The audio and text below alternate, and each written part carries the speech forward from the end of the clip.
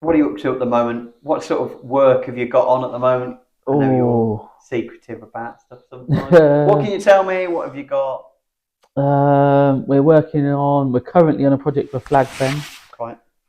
which is a nice one to do, like being the site that it is and the history it has to the city. So that's me, Tony Nero, and my colleague Johnny from St. Neots. So Tony's there today. We're under a bit of pressure.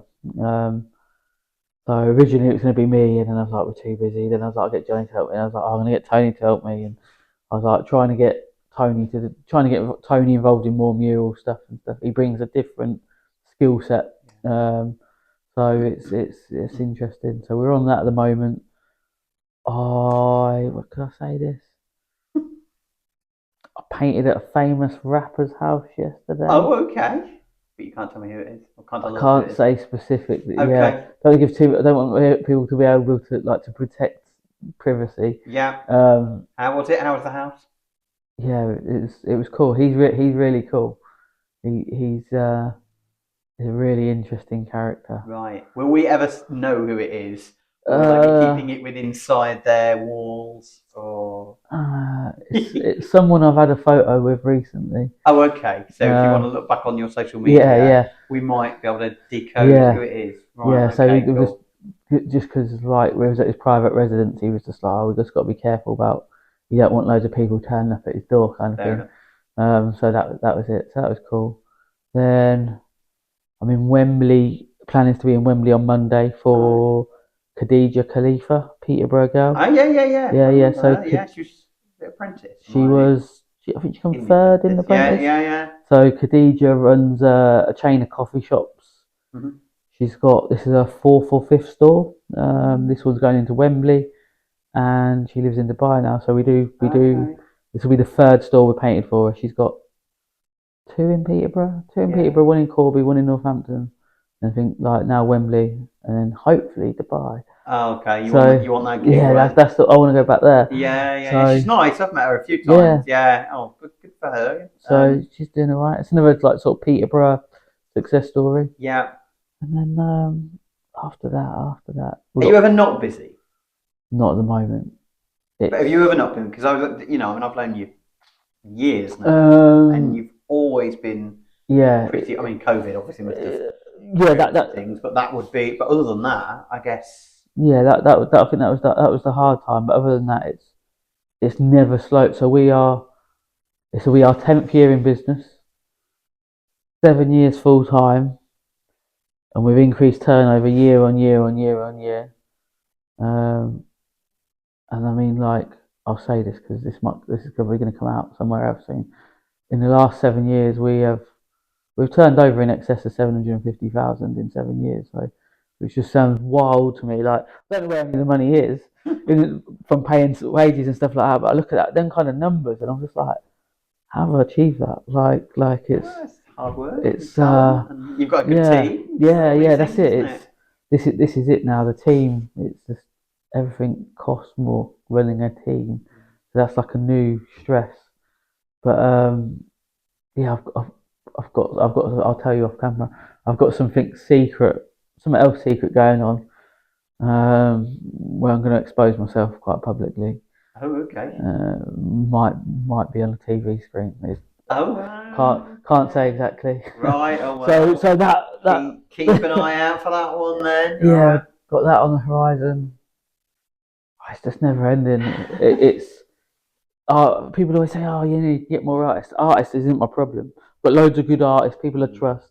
It's our office. Our office cannot keep up with the demand, and then I don't have the capital and the funds to buy the office team I need.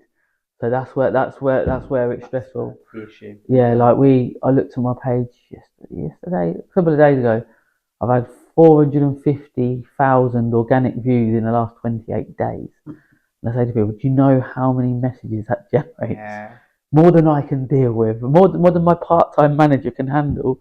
So it's like we got a lot of people who are good and will wait for us. And so like yeah, we've got So there's a waiting list. yes, yeah, we've got a load of committed clients at the moment, mainly Peterborough, that are waiting for us, and They're really understanding. We have loads of rude people that can't understand why I'm not available next week to do everything they need for their job that has very little value or interest. So we're trying to come away from like just dealing with people like that. I kind of like to help everyone, but when we get some people who are really rude, and I'm just like, if they're rude, I'm just like, they're not for us. Like we don't need the work. It's just like go somewhere else. And then yeah, we're just trying to work out my strategy. I'm 40 this year in October. Yeah.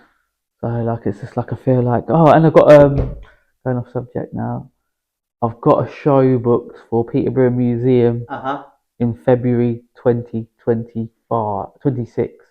So next February. So just under a year. Yes, don't say it like that. I've got a lot of work to do for it. It's another thing that I don't make my life easy, but I'm hoping to put on a very memorable show about street art, graffiti culture of Peterborough, going back, showing some history from the 80s to present day, a bit about what I've done.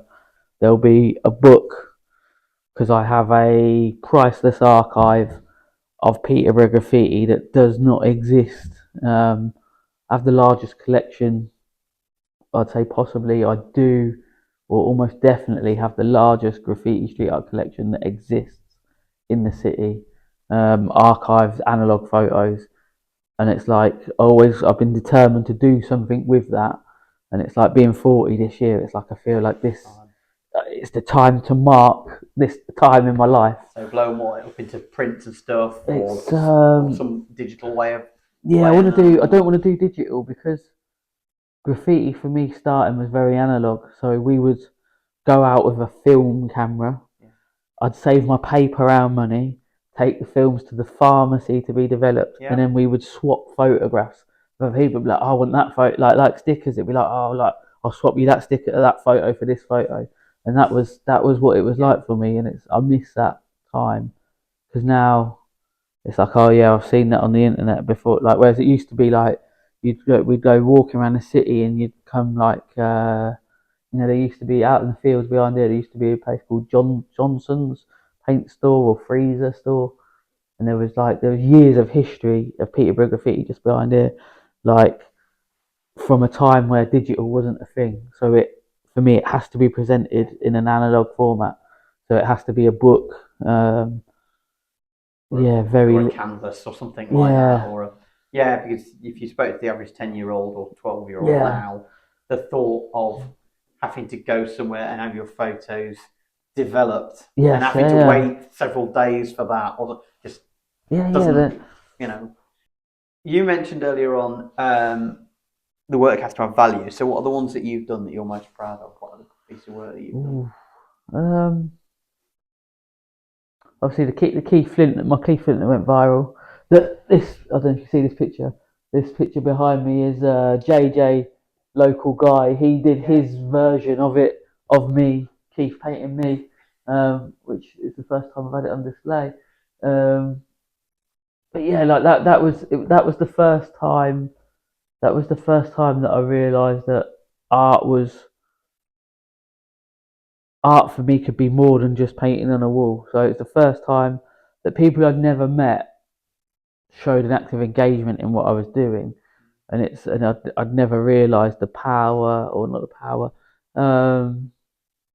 the influence that something I do could have on people. So that was a real turning point in my life.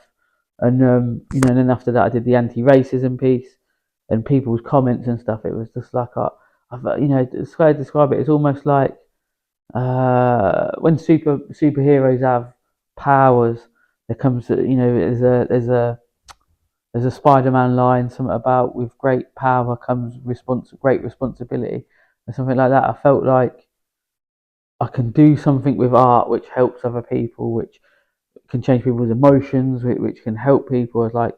I feel like maybe after that painting and what followed, maybe this is what I'm meant to do. Maybe this is what I was always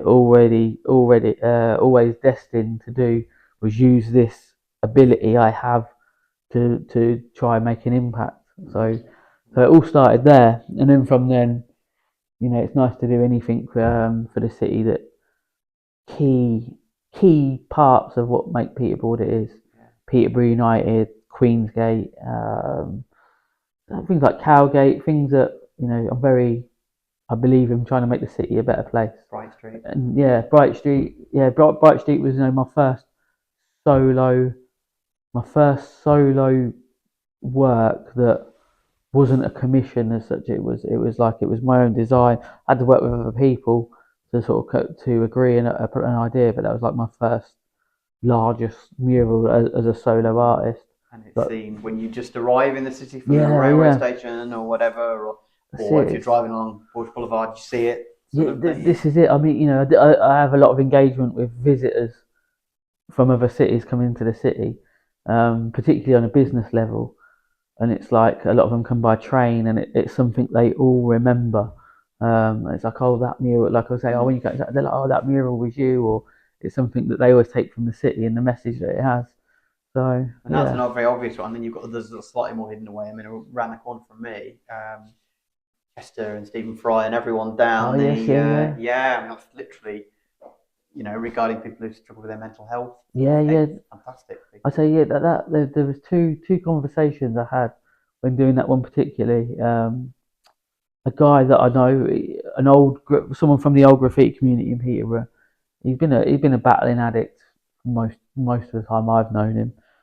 But he said to me he was in the hostel around the corner, and he come round and he said to me, he said, Nath, he said, every day I start my day, he said, I come out, he said, I come here, and he said, this makes me feel good at the start of my day. And I was like, someone that a lot of people would write off, wouldn't want to engage with, certainly has a lot of problems in life, but I was like, that thing I did made his day start with a positive emotion. And I was like, that's a really important, again, like using this ability I have to do something good.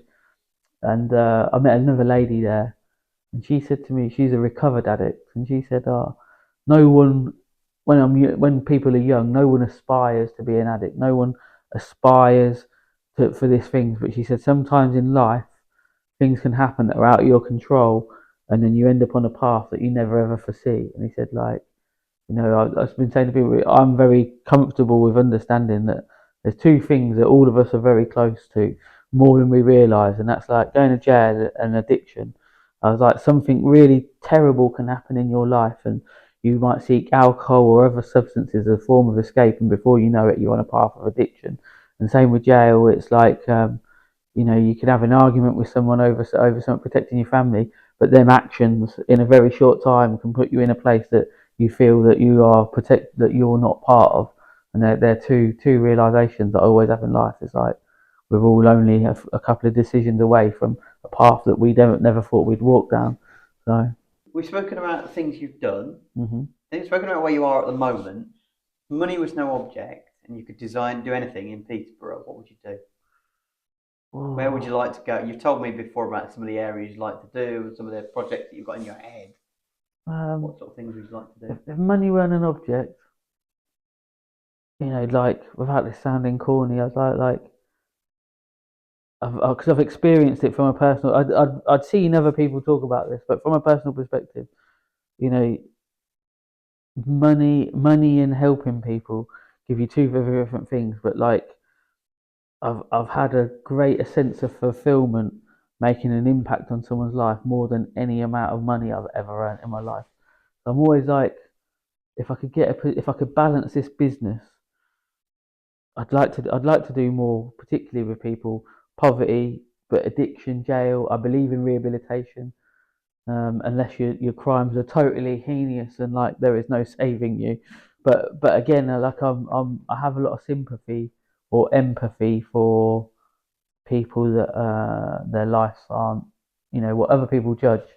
People make a lot of comments about like addicts, particularly. And someone said on Facebook in Peterborough, they said, "Oh, we should like disposing of addicts." And again, I said the same thing. It's like, do you understand how close we all are to that? Like, when you could lose all your family tomorrow, and that state of deep depression could put you in that position that person's in, like them sorts of things. So I'd if money weren't an object, I'd like to focus on helping them people through art. That's more of a passion project. Mm-hmm. You've spoken to me about how fascinating you find Lincoln Road, for Yeah, example, yeah. and some of your work is already down there. Mm. You kind of see it as a sort of, uh, it could be a community trail of celebrating Yes. Peterborough. Is that fair to say? Yeah, you like, because I travel a lot, I find personally a lot of Peterborough people don't travel, so their experience is based on Peterborough is the only place in work, and everything is the worst. But like I've been to a number of cultural quarters, different cities, Leicester, Manchester, um, and seeing how the interest that works, different dynamics, people, food, environment, and I always feel like I don't know if we've got the right kind of layout, but yeah, Lincoln Road to me is more the closest thing we've got to a cultural quarter. Um, and a lot of people it has this negative stigma. But we went out down there recently, me and a friend, and we had a beer in a Portuguese, but we got a few looks. There wasn't many people that looked like us around at that. It was about 11 o'clock at night. But we went and had a beer in this very unusual place, and it was, I didn't get stabbed. Like, had no one swore at me. Like I didn't get robbed. It's just like went down there with a clear mindset of just like everyone's just like say hello to people. You're right, like people say hello back, Yeah. and it's like so. I find the area interesting, and it's I was in London earlier this last year. I was in London last year, and we was in Dalston, and there was me, white British guy. We had a British Kurdish guy, British Turkish guy, a Nepalese guy who lives in Dubai, a British guy from the Black Country. That sounds very all different, and we were Mm. sat in a Cuban bar, and the Kurdish guy was sort of saying, he said in London he like he doesn't stand out. No one, but he said that when it's a place like Peterborough, it's like people like they're like they're like, oh, he's not from round it, that kind of mentality. Mm. And I was just like, it's sad that like that's the way the world is. So I take everything on personal experience, not always in my life, but particularly once I'd escaped the narrow-minded prison that I grew up in, an environment I grew up in, and realised that all people are good and bad, and look at the mindset of like I'm going to start that everyone's okay, and then decide whether they're not or they are, but start in the middle, not start down here, and I can go and engage with all sorts of people and have very very many positive experiences and stories. And Lincoln Road is just one of them places. If you go down there thinking everyone wants to try and rob you, and you make yourself feel uncomfortable, I feel like you're going to create a scenario that might not exist, or you're certainly going to encourage something. It's nowhere's perfect. It's part of city life. I think city life in Britain is all has its challenges, but how you choose to act within them is also a very important factor. So Just a couple of things from that. I'll come back to one in a minute. When you say the layout of Peterborough isn't very conducive to like mm. hubs and things, do you mean like there's not enough squares and things like Yeah, that? yeah, like I think the cultural quarter in Manchester, it's kind of like yeah, you've got like more like squares of property, and it's kind of like everything sort of it feels more like a quarter. So like you got a layout, and it's like everything in this footprint. Whereas I feel like Sailing Road, you've got this really long road, and it's almost like residential breaks off behind it. Um, It's just the city as a whole. It's Peterborough as a whole, isn't it? Do you think? yeah, I mean, I don't. Um, yeah, we it's got don't. a very small city centre, Yes, and there's not the squares and the things where if it's not in Cathedral Square, where's it going to be for an event? yes, Do you know what I mean? Is that what you? yeah, yeah, yeah. This is it. It's when I last went Nottingham, you kind of got I don't know what you'd call the area, but you got a sort of area where all like the students are, and you got all these cool independent places. But it's like there's one there, and it's like a number of streets all collectively together, all having like a similar kind of cultural interest. Whereas Peterborough is just like we don't have that kind of makeup. No. Um, there's in Leicester you've got some areas with really large artwork, and it's kind of and in that area you've got a few, let's say, like venues that support that kind of Yeah. independent culture.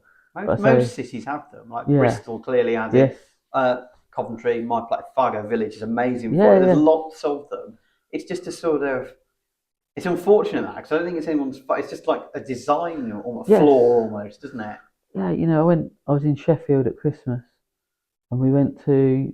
It was like an old warehouse, like a big old warehouse, and you went in the ground floor, and it was like loads of little independent food shacks, like maybe like 8 all down in a row, and you could get everything. There's a whole other floor, and the eating was all shared, but it's like all independent. It made this cool vibe. You could have a beer in there. You could have hot wings. You could have a kebab. You could have a vegan. It was like it had this thing that I think could attract that kind of culture and people, and certainly there was families in there. Whereas I think Peterborough is we're more. It's nice to see that larger franchises are interested in the city. I do think that's exciting, but I love independent people doing it, and independent culture, particularly in nightlife, music, food. I just feel we're losing that. We've got little pockets, very little pockets. I was at Tacos and Flip Flops not Yes. Woodstock. And that sort of area that we need more of. Just like somewhere where it's all kind of, you go to that. Even when I was in Dubai, like we went to like a street market place, and like late, it was open late at night, and it was just all these independent things all in one go, and it was just sort of like it was an experience. You could go there and there was enough to entertain you, eat all in one place. Whereas I was like, Peter, we got one there, one there, one there, and it's like you go to, unless you're going to there, like, and you plan to go there, you'll never come across it. It's not like, oh, we can go to this place where we can have this unique experience and have multiple options of what we want to do, see, eat. I was like, Peterborough's very. I'd love to see, like, just an independent kind of art, or just an independent cultural place where you could have an experience. You could go spend time there, and it come away like, and you could experience different things. For how diverse we are, um, you know, yeah, lacking in that a little bit, aren't we? Yeah, lacking in those areas. Yeah, and this is why, like, Lincoln Road's the closest thing we've got to that. I just think the people that live here have the wrong. I often challenge people on fate. I've got to stop doing it. No, yeah. I've got. It's like sometimes I get carried away. Down like it's way too time consuming to be commenting on people. But then people go, "Oh, Lincoln Road's such an awful place. You can't go there after 10 o'clock." I'm like, "Can't. I'll take you there. We'll go." Like I had it with one guy recently. I was like, "Yeah, I'll pick you up. We can go down there. I'll walk the whole thing with you. If you want, we can have a drink, and I'll prove to you that what you're saying is wrong." We might bump into someone, but the odds, the ratio of negative events happening, like every time you go down there, it's like, oh my god, it's not like that at all.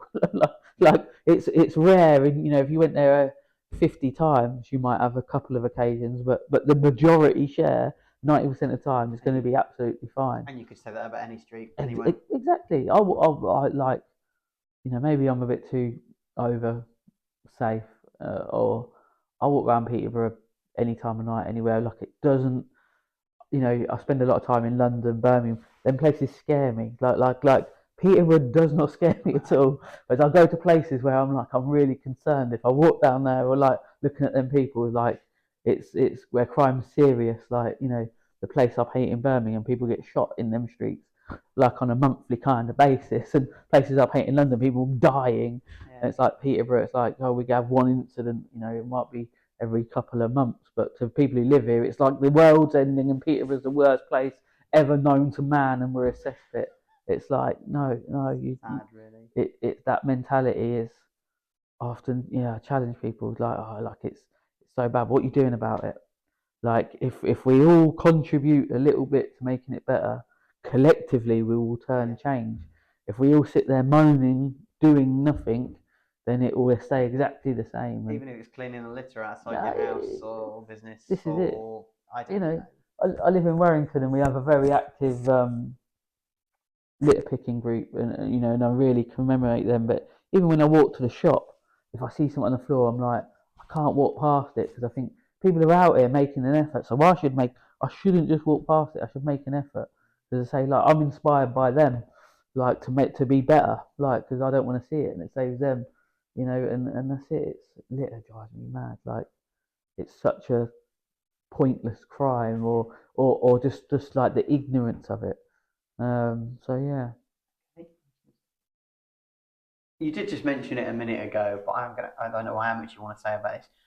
you have had the odd person pay attention to you late at night, haven't you? When you've been doing some Yeah, of your yeah. art, some of your. Oh, is there anything you can tell us about that? You've Uh, told me some that certainly can't go on camera, but I've done a few talks recently, and I always say to people, it's like when you put yourself in the public eye, and particularly if you have a level of success, be prepared that some people are going to, be unkind. Some people you might have known might change the way they feel about you, and getting comfortable with criticism and exposing yourself to things that may be said or even come out about you. It's like you have to be prepared and ready to accept that. And like I've made loads of mistakes in life, and some may come out later on in my life, and it's like I can't change anything I did in the past, But all I say to people is like, I'm not the same person now as I was, when I was younger, and some of the mistakes I made in life. I'm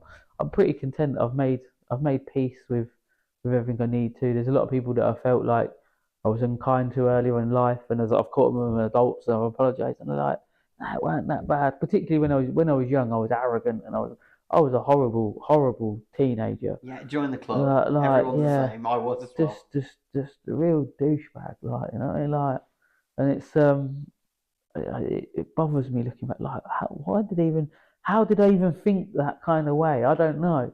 I guess it's projection of for things that I've failed, where I failed. I don't know, but I would say, like, who I was. This is why I believe in rehabilitation and things like this. It's like you do something wrong in life that can't define you forever.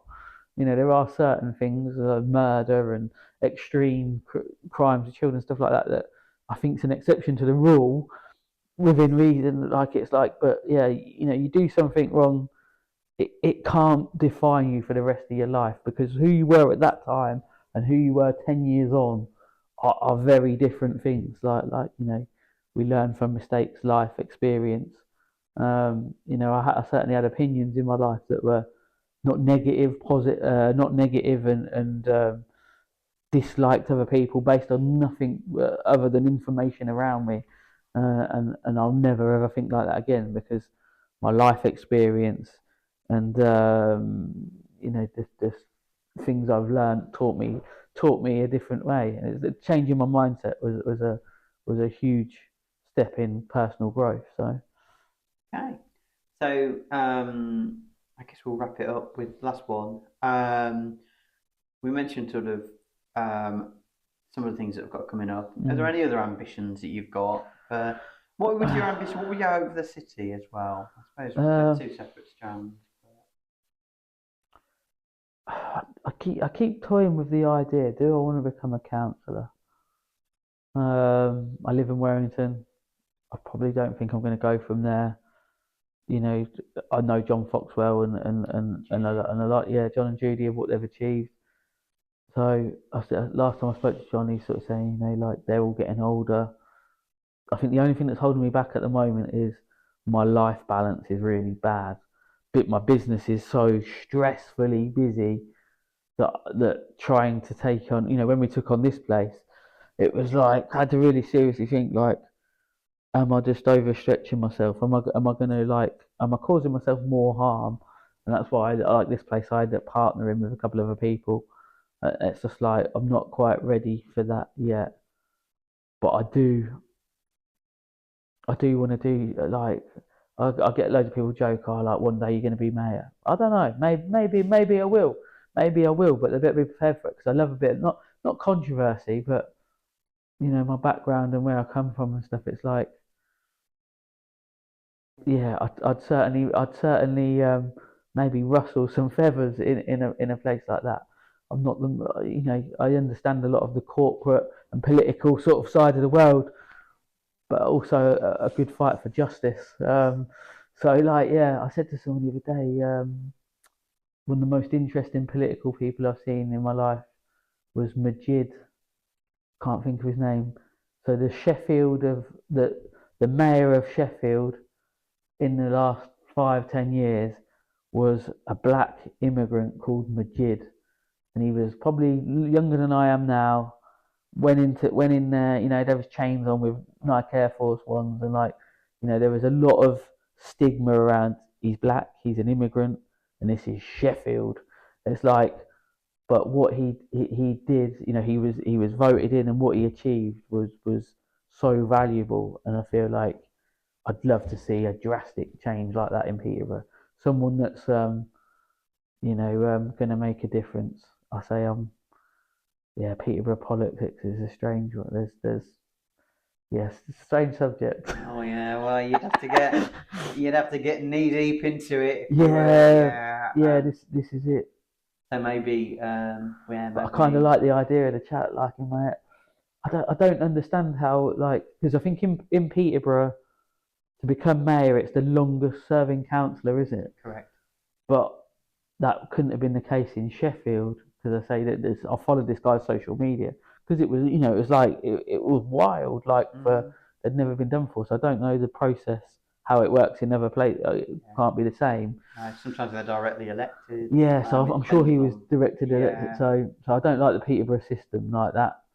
I don't think that. I feel like that's an old system that maybe not the best approach. Because that means I'd have to start soon, right?